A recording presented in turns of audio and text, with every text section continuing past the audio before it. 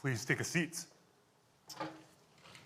Let me add my welcome to you. My name's Lloyd. I'm one of the pastors here. And if you're in grade 4 to 6, then please feel free to go with Miss Rachel to your class now. But let me say a happy Canada Day to you, or was that yesterday? Happy Canada Day weekend from a Chinese-Scottish person who is a permanent resident of Canada, so I can kind of say that. But I'm glad to be here, glad to be in Canada, glad to be with you. You guys obviously didn't have travels this weekend, and it's good that you're here with us this morning. We're actually in Luke 12.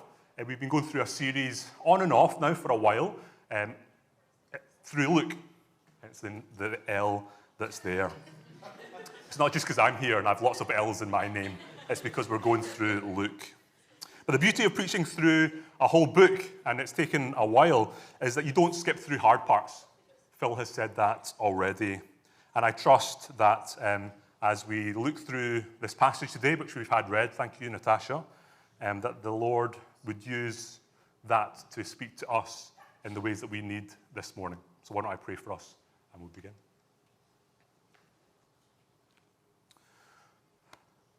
Father, Son, Spirit, thank you that you're a good God, your love endures, that you speak to us, you don't leave us in the dark.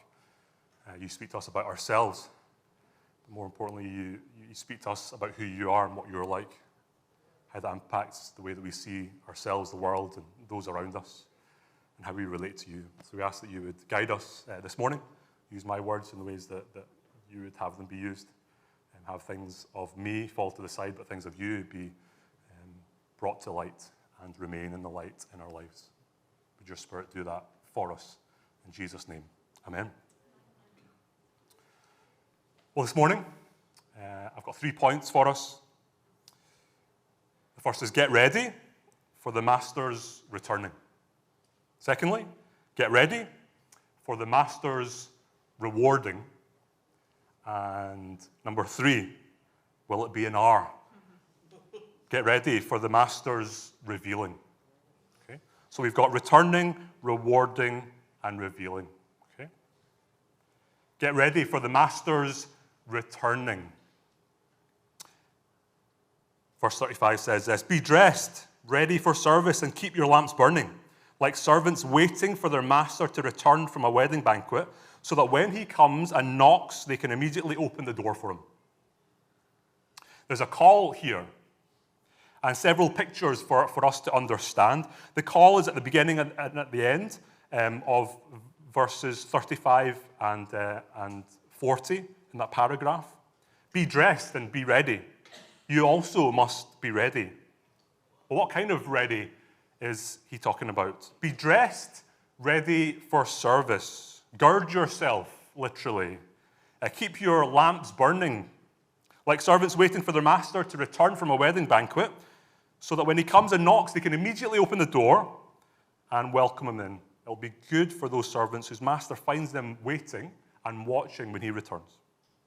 So Jesus is the master here, and he's going to a wedding banquet, and he was going to be gone a while. The wedding banquets in those days were really long affairs. None of today's kind of pathetic, get it over and done with in a day, or, a wedding in a few hours type thing for a few $1,000s or maybe more. No, the wedding banquets were the parties of the day then, lasting several days, maybe even longer. So the master here could be gone for quite a while. In fact, it might even be the master's wedding banquet, and it might be even longer if a honeymoon is involved. So picture the servants before the master, right as the horse taxi or whatever he was going in was about to leave. The master's giving final instructions to the servants. Don't forget to water this. Make sure you put those things in the jar. Don't let the cow stay in the sun for too long. And the main servants are like, of course. Don't worry, we've got it. We've got this. Go and have fun. Enjoy the wedding. And the other servants are behind the door, aren't they? They're waiting, itching for the master to go. Once the master gets on the horse taxi, the servants all breathe a sigh of relief. Whew! High-five each other. Do a little jig, throw off their aprons. We've got the place to ourselves. Who knows for how long? It's going to be a while. Hopefully this is a long wedding banquet, and they'll be gone for a while, and we can just do whatever we want. Jesus is using this well-known picture of a wedding banquet to illustrate something important.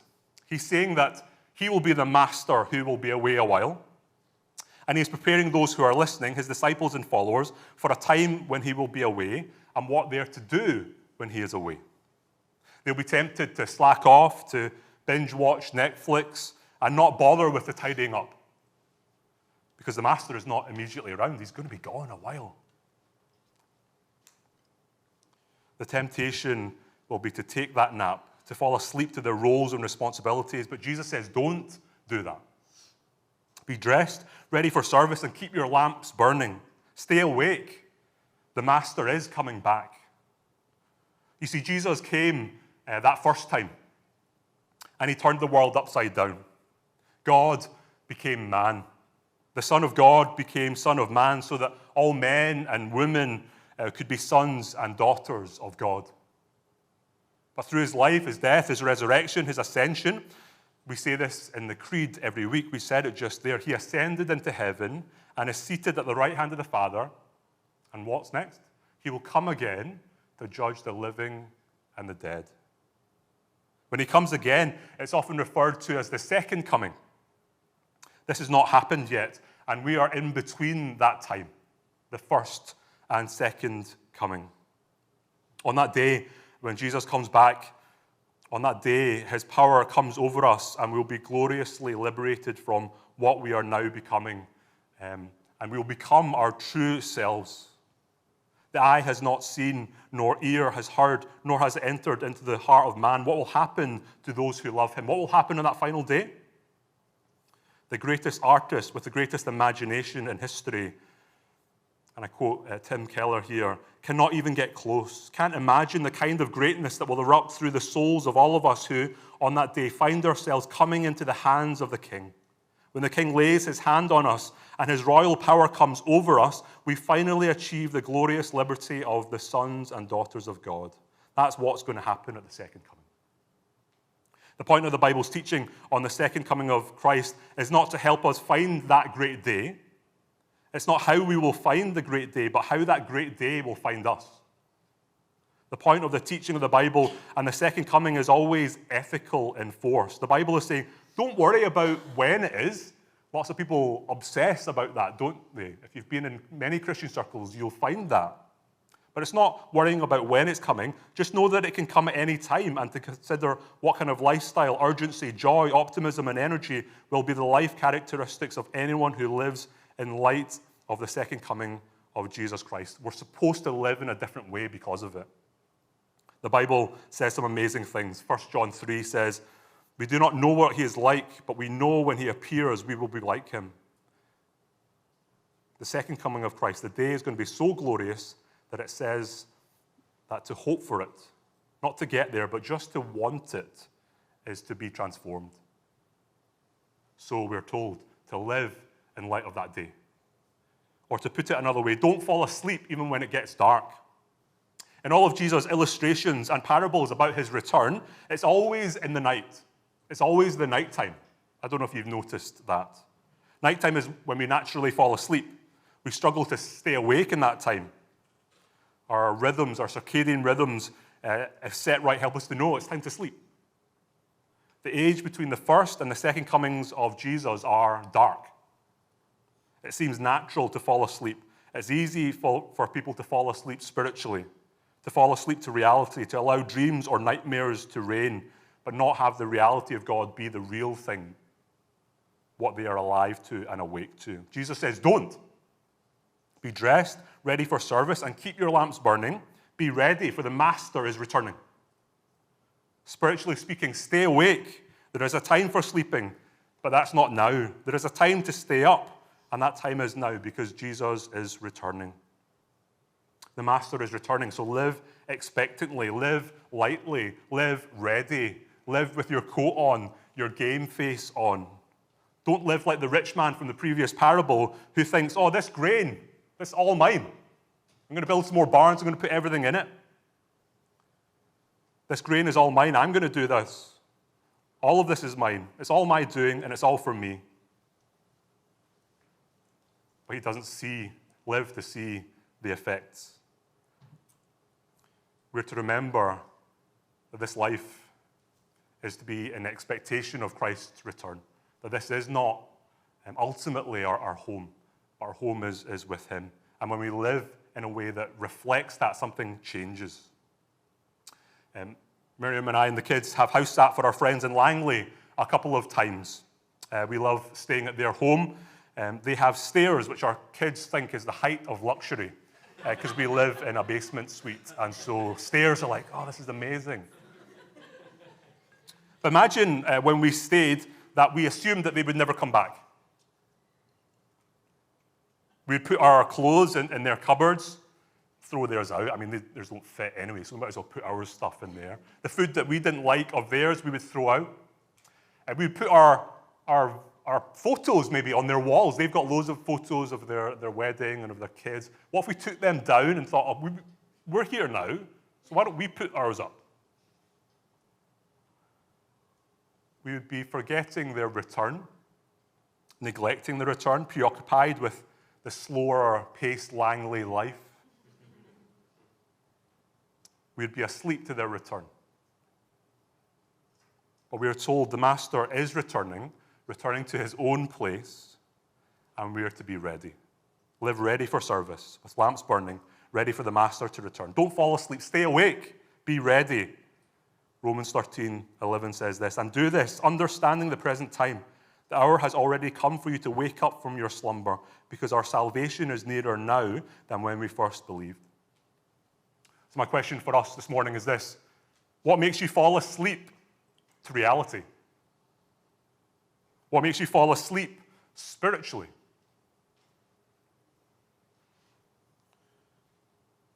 We're to be aware of what deadens the reality that Christ will return. We're to be aware of what dulls our readiness and our awakeness. Is it Candy Crush or Pokemon Go that deadens that reality? Is it pining for a permanent place to have or own or live in a beautiful but transient place like Vancouver? What dulls our sense that Jesus is coming back, he's returning? Because we're to be ready. Get ready. Don't forget the Master is returning. So secondly, that's first, don't forget the Master is returning. Secondly, get ready for the Master's rewarding. Notice these references from our passages to, it will be good for the servants if. In verse 37 it says, it will be good if you're watching when he comes. Verse 38, it'll be good for those servants whose master finds them ready, even if he comes in the middle of the night or towards daybreak. It will be good. Verse 43, it will be good if the servant is doing his job when the master returns. These are the same word as blessed that was in the Beatitudes in chapter 6. So it's almost saying, blessed are the servants, right? Jesus offers a beatitude for those who heed his advice. Those who are the objects of God's pleasure are those who are found waiting when the Lord comes. Their expectation will be met with favor. And what will the master do, all being well? What is good? Truly I tell you, he will dress himself to serve. He will have them recline at the table, and he will go and wait on them.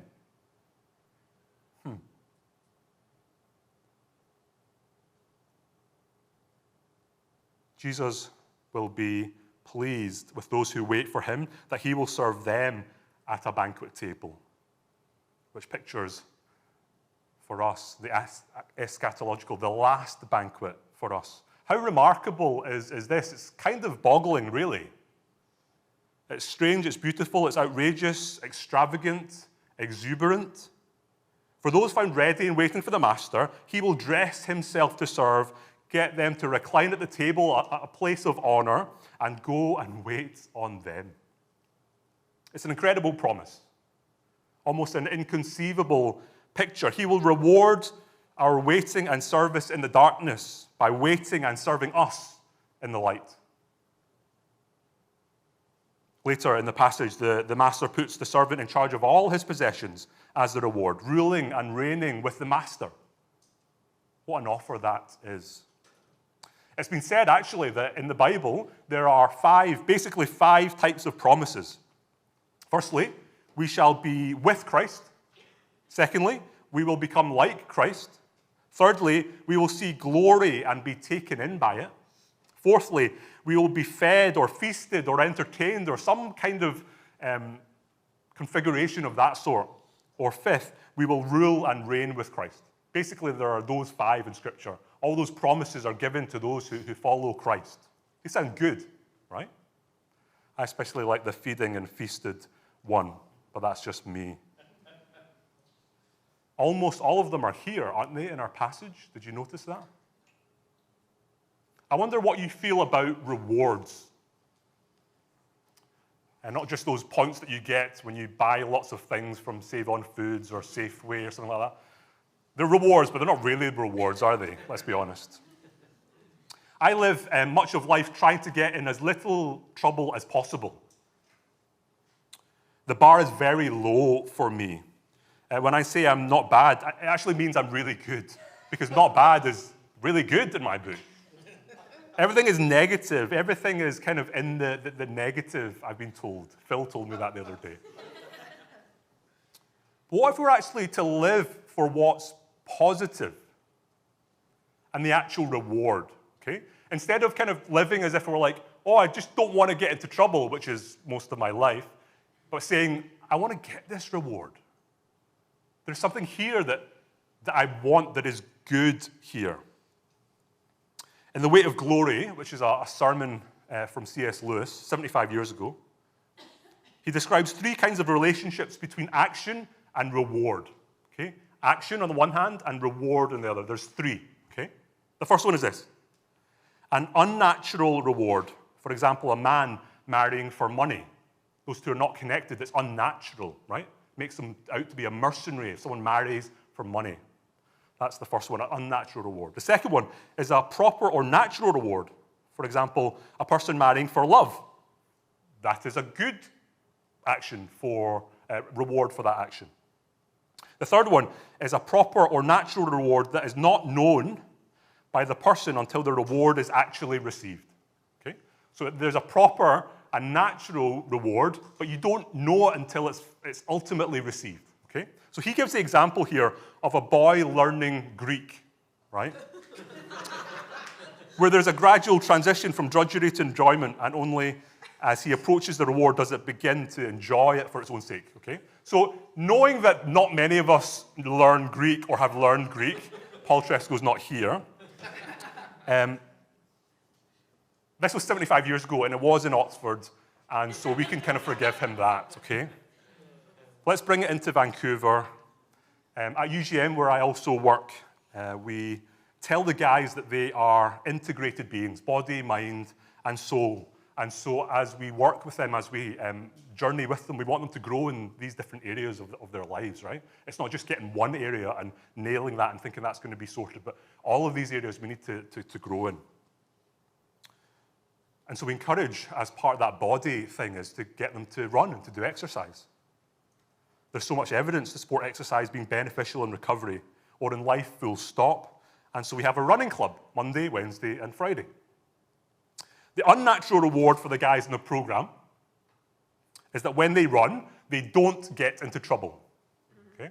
Or, actually, we give incentives for them to run. So when they run for 5 weeks, we give them a brand new pair of running shoes, $150 worth of new running shoe. Okay? So if you do that for 5 weeks and you show that you're going to do that, then they'll have that. It'd be an unnatural reward, a disconnected motivation to run if they thought to themselves, I'm going to run those 5 weeks because I'm going to get some running shoes. That would be a bit mercenary, you could say, because it's not connected to the outcome. And it doesn't really make sense because they'd be getting running shoes and not wanting to run, right? So it doesn't quite make sense. But that's an unnatural reward there. The natural reward for the guys to run is to get fit. to get fitter, to get stronger, to grow, to get better mental health, to see that come. That'd be a natural reward. That'd be the second category. But the third one is this, is the natural and proper reward. It's not known until that reward is achieved. The final reward is that they realize that running is actually kind of fun. Not that they have to do it, but actually, and I've been told this, I've not got to this place yet, but I've been told this, running can be fun. Endorphins, satisfaction, when they finish a 5K or a 10K race, which we encourage them to do, the buzz that they get from the cheers and the supporters and the applause and the high fives and the atmosphere, they'll find out. That reward will come. But the point is that when they start not having any idea that it might take those running shoes to get them going. But once they do, they'll probably buy running shoes for the rest of their lives because they enjoy it and they see the good in it. And they've experienced their bodies used in God-given ways to their God-given bodies. And so the Christian life is kind of like that third category. The Christian life in the here and now best fits into the third category. Those who have gone to glory are in the second one, seeing the everlasting life and seeing Jesus is the proper natural reward of earthly discipleship to him. Following Jesus here, the reward is seeing him face to face in the life to come. But those of us who have not yet attained this reality, who are still here, cannot know in the same way and cannot begin to know except by A, continuing to obey, and B, finding the first reward of our obedience in this increasing power to desire to want that ultimate reward, to want that in the future, to obey now, even when I don't fully see what is being offered in the future, what is ultimately going to be offered and rewarded to us, that of heaven and of Jesus' undiluted presence with us, with me. So there's a passage in Matthew where a servant is told by his master, "Well done, good and faithful servant." Many of us will know that passage. How do you engage with that when you hear that? Well done, good and faithful servant. What does it make you feel?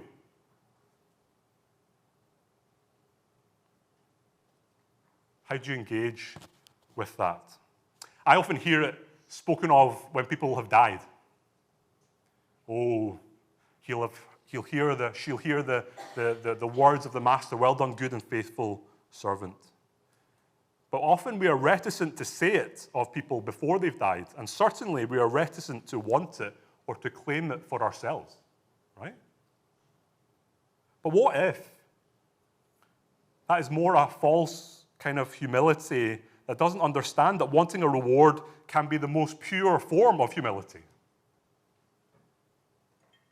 We all want to be like self-deprecating.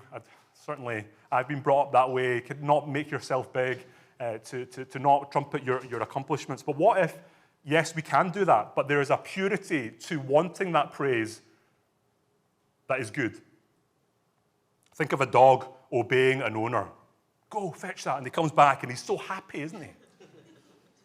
Or a child doing something and getting the laughter of their parents and just wanting to do it again because they love to see their parents praise them. Or the student getting an A from the teacher after struggling all year with algebra. That is good to want that reward, to want that praise. Yes, of course, again, it can be misplaced and overemphasized. We can care too much about what people say. But there is something pure about wanting to please a superior. There is something beautiful about wanting a reward from God when that comes from serving him, for him, to him. The reward for serving the master by being ready, watching, waiting is good. It's good. The reward is opening the door to him straight away when he knocks and seeing the smile of satisfaction, of appreciation, of praise, because it's his satisfaction, his appreciation, and his praise. Of hearing, "Well done, good and faithful servant." Not only at the end of our lives, but maybe even each day, because he's the one who says it. He's the one who says it. It is the natural and proper reward friends, now and perfectly in the future, because he himself is the reward. He dresses himself to serve, gives us a place of honor, and feeds us with the feast of all feasts. We are welcome into his presence and find that in him, all we've ever wanted is there. Belonging, feasting, welcome, being waited on, rest, home, nourishment. It's all there. It's in him. We can seek his rewards unashamedly, unabashedly. We can receive his reward now and anticipating it in the future. That's good, friends. I hope you find some freedom there. It's good to want the reward from this kind of master because he is this kind of master. Okay, so that's get ready for the master's returning. Get ready for the master's rewarding. And now get ready for the master's revealing.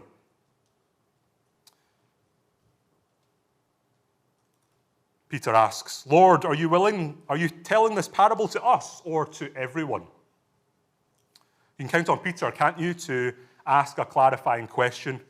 Him and Thomas, they're never shy of asking questions because it makes them look ignorant. They don't mind that. They're up for doing that. That's the benefit to the rest of the class.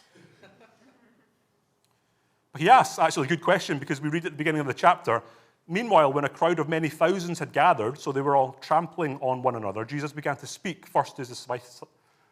Jesus began to speak first to his disciples, saying, be on your guard. And so as Peter is true to form in asking a question, Jesus is true to form in answering his question with another question and telling a different kind of parable. He says in verse 42, who then is the faithful and wise manager whom the master puts in charge of his servants to give them their food allowance at the proper time? It'll be good for that servant whom the master finds doing so when he returns.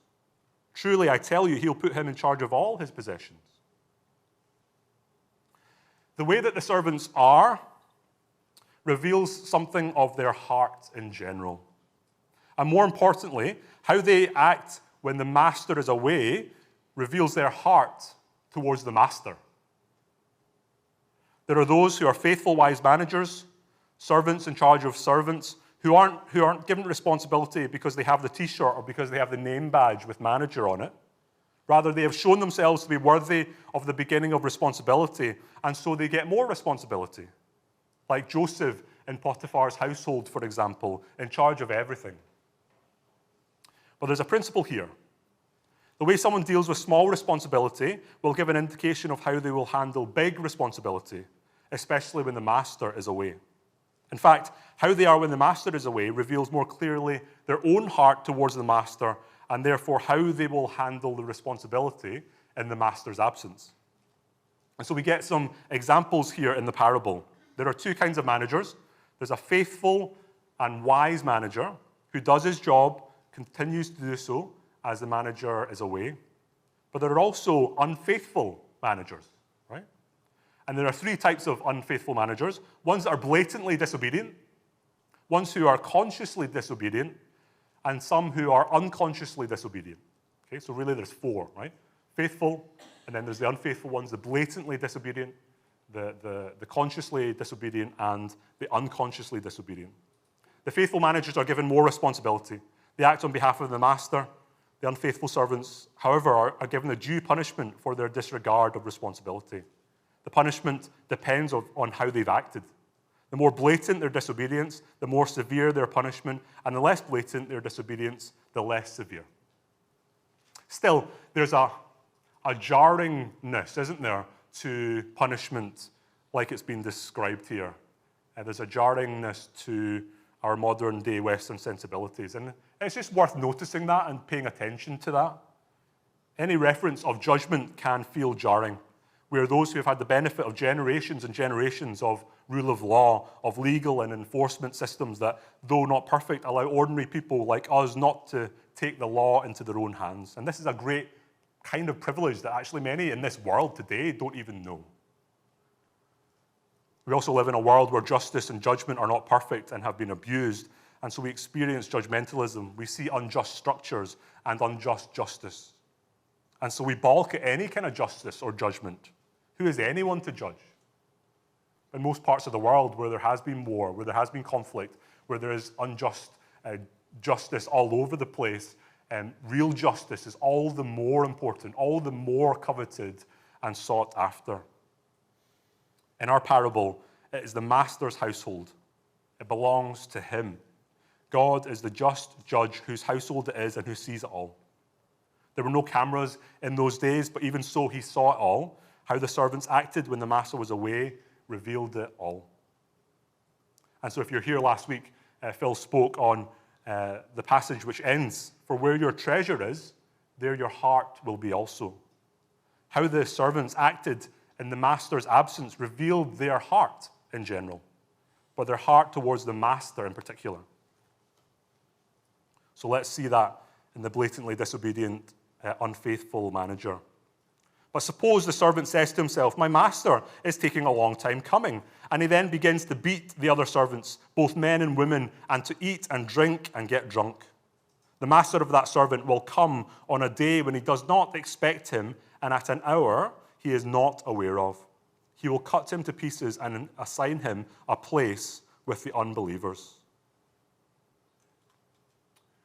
While I was doing my study this week, I wrote next to this verse, "Disproportionate response." I think that's an understatement, you could say, right? That's not very nice, you could say. The master is late. The master is still not around. And so the manager beats everyone up, eats everything, and gets drunk.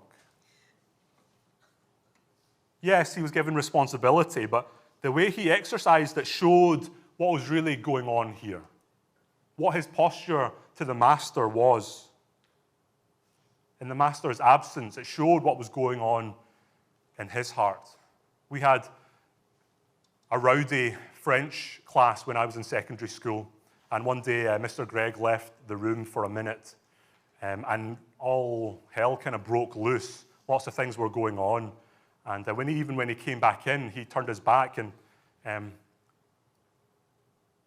I just decided it'd be fun to jump outside the window onto the grass outside and jump back in. He had left for a minute, he'd come back. In his absence, I decided that my posture to French was, I don't care. What am I going to do learning French for? And so the way that I have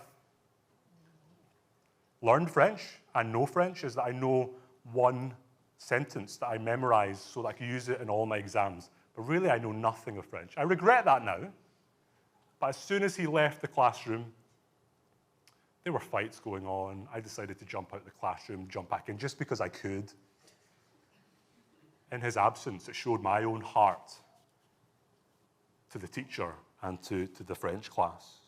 When the cat's away, the mice will play, so the saying goes, right?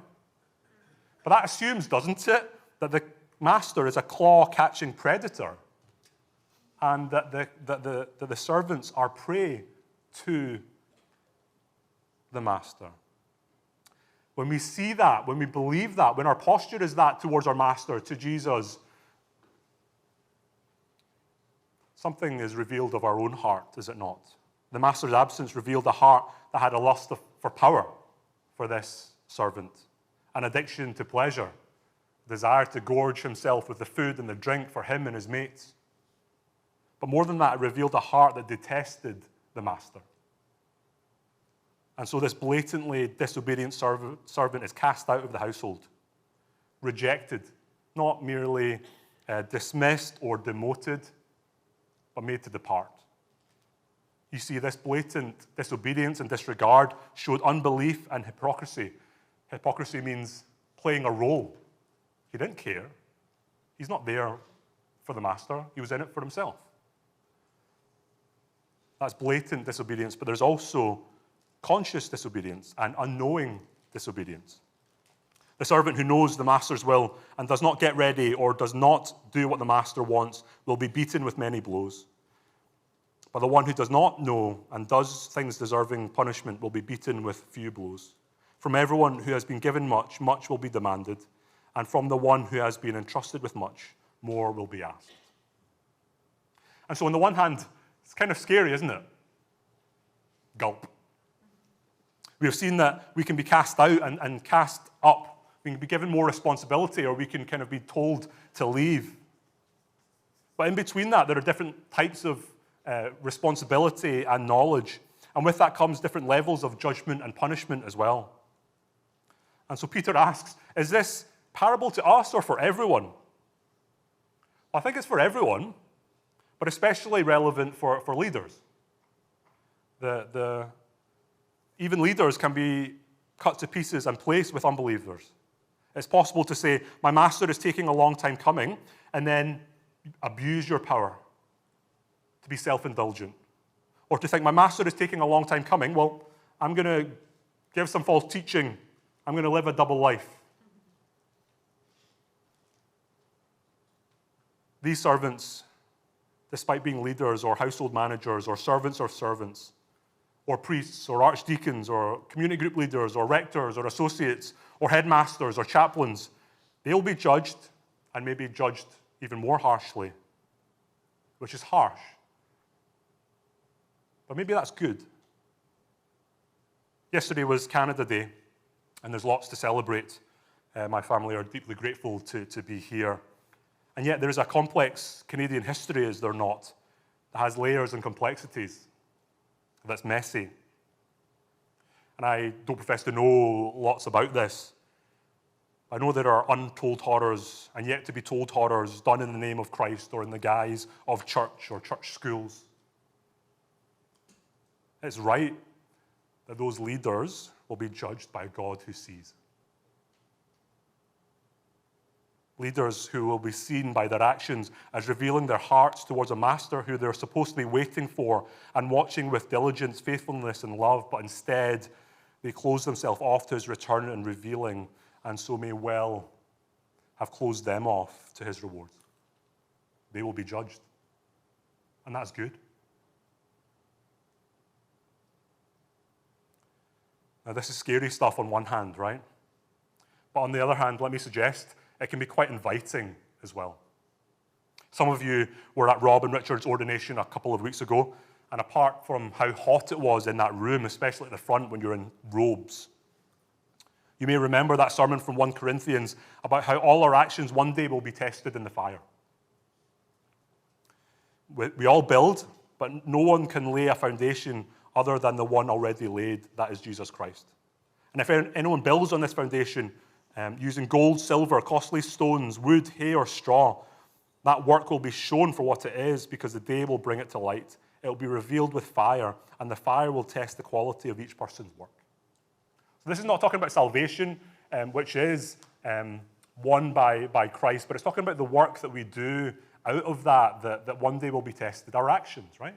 How ready we are, how much we're living for his rewards rather than the world's rewards. The preacher there said, only what is done in love will last. Rob and Richard, as you're ordained into Anglican priestly ministry, only what is done in love will last. And that stuck with me. All that is done in love will last. One day, it will all be seen. No matter how small, how insignificant. I got quite moved by it, in fact, sometime this week as I was reflecting on this. What an invitation that is. Yes, it's harsh and it can be difficult, but God himself is inviting us to something beautiful, something that lasts. We all want to leave something that lasts, don't we?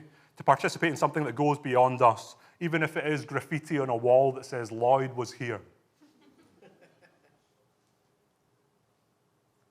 For the servant, getting ready means watching and waiting for the master's return, caring for the master's household like it was his own.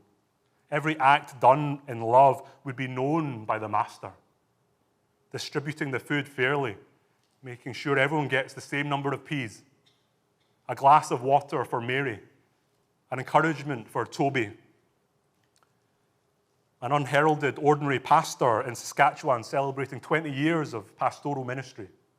An ICU nurse talking to someone in a coma. A gentle reassurance to a traumatized client by a therapist. Another waking night for a parent as their kid is sick. Small things done with great love will last.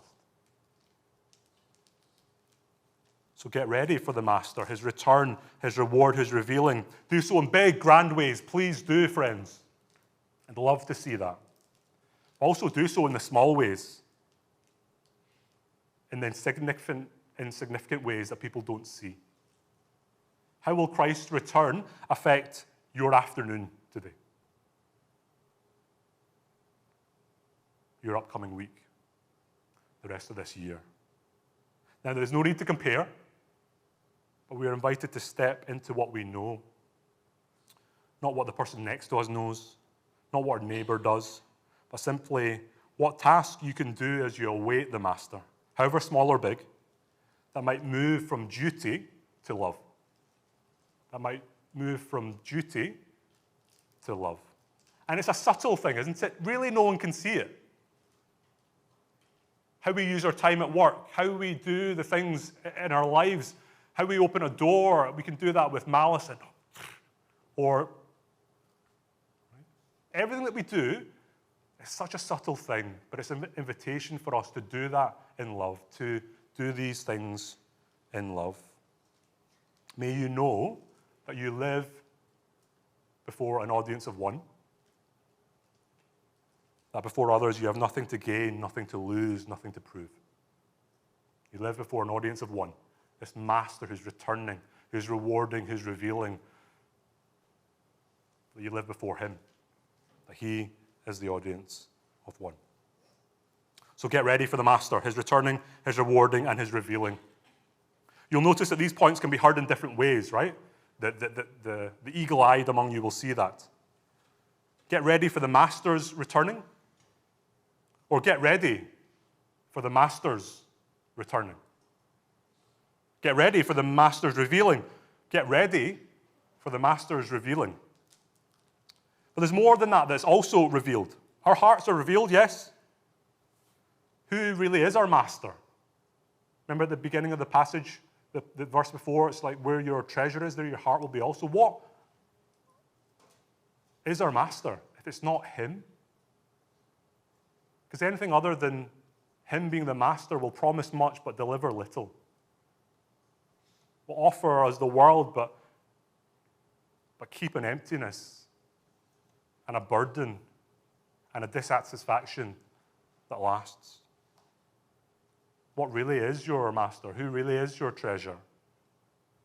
You see, Jesus Christ is the Master who is unlike any other Master. He is a judge who assesses our actions, who sees it all, but he is judged and takes on our sin. He bears it all so that we can be sure of where we stand with him. Our actions may fluctuate day by day, hour by hour, some with love, others with duty, others with disrespect, others with care, others with harshness. But his action does not fluctuate. We can look to the cross and we see the one whose life, death, resurrection, ascension, return means that we can be sure of where we stand as we stand in him. As we trust in him, as we come to him in faith. Jesus Christ is the Master who is unlike any other Master. What he's asked of his servants, he will come to do. Nothing he asks us to do is beneath him to do. Nothing he gets us to do has he not actually done himself. He is the Master who watches and waits. He calls on his disciples to watch with him at Gethsemane, but when they fail, and they failed, he goes to the cross anyway to die for them. He is the Master who is cut into pieces to make us whole. He is the Master who serves and who waits, who brings to us the banquet, who says, "Look what I've done. I became a servant. I became a slave, so one day you will reign with me." He's the one who says, you've had a difficult shift. You've had a difficult journey. You must be tired and dirty. Let me wash your feet. The banquet is ready. So we're to come to this master. This is the master who we're to serve. To allow him to serve us, that we might begin to serve others. Let's have a moment of quiet, and then I'll pray.